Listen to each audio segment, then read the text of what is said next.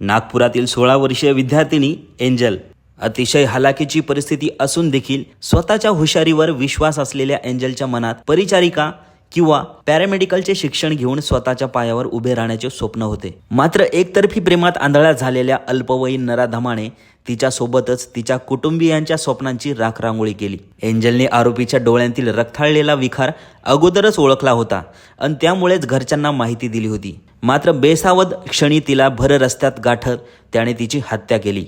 या घटनेमुळे 11 मार्च 2011 रोजी नंदनवनमध्ये झालेल्या मोनिका किरणापुरे हत्याकांडाच्या कटू स्मृती जाग्या झाल्या आहेत। एंजल जॉन या 10वीतील विद्यार्थिनीची आर्थिक परिस्थिती अतिशय बिकट होती। कौशल्यनगरमधील एका लहानशा घरात ती आई, भाऊ, आजी, आजोबांसोबत राहत होती।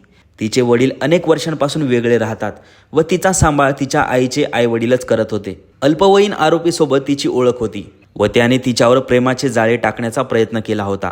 मात्र त्याच्या वाईट संगत व विक्षिप्त स्वभावामुळे एंजलने 2 महिन्यांअगोदरच संपर्क तोडला होता। यावरूनच आरोपी संतापला होता।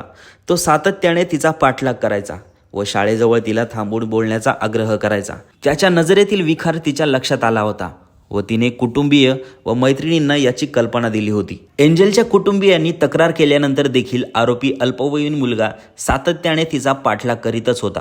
त्यामुळे शाळेत येणे जाणे करताना एंजलबरोबर तिची आई किंवा आजी सोबत राहायचे। शुक्रवारी सकाळी तिच्या आईने तिला शाळेत सोडले, मात्र दुपारी तिला घ्यायला जाणे कोणालाही जमले नाही। त्यानंतर काही क्षणातच होत्याचे नव्हते झाले। तिच्या आई आजीचा आक्रोश उपस्थितांचे हृदय पिळवटून टाकणारा होता। मी सोबत गेली असती तर माझ्या काळजाचा तुकडा वाचला असता हो, असाच आक्रोश आजीकडून सुरू होता। तर तिचे आजोबा आजीची प्रकृती खालावू नये यासाठी त्या परिस्थितीत देखील धडपड करताना दिसून आले। या घटनेतील आरोपीच्या विरोधात अजनी पोलीस ठाण्यात गुन्हा दाखल करण्यात आला आहे। पोलिसांनी 2 तासात त्याला ताब्यात देखील घेतलंय, पण पोलिसांनी योग्य वेळी कारवाई केली असती तर एंजल वाचली असती। कारण यापूर्वी आरोपीच्या त्रासाला कंटाळून एंजलच्या कुटुंबियांनी पोलिसात तक्रार केली होती, असा दावा कुटुंबियांकडून करण्यात आलाय। त्या तक्रारीची दखल पोलिसांनी तेव्हाच घेतली असती तर आज हा दिवस आलाच नसता, असा आरोप सगळीकडून होतोय। पण पोलिसांनी हा दावा खोटा ठरवत कुठलीही तक्रार आली नसल्याचं सांगितलंय। शाळेच्या परिसरात झालेल्या या हत्याकांडामुळे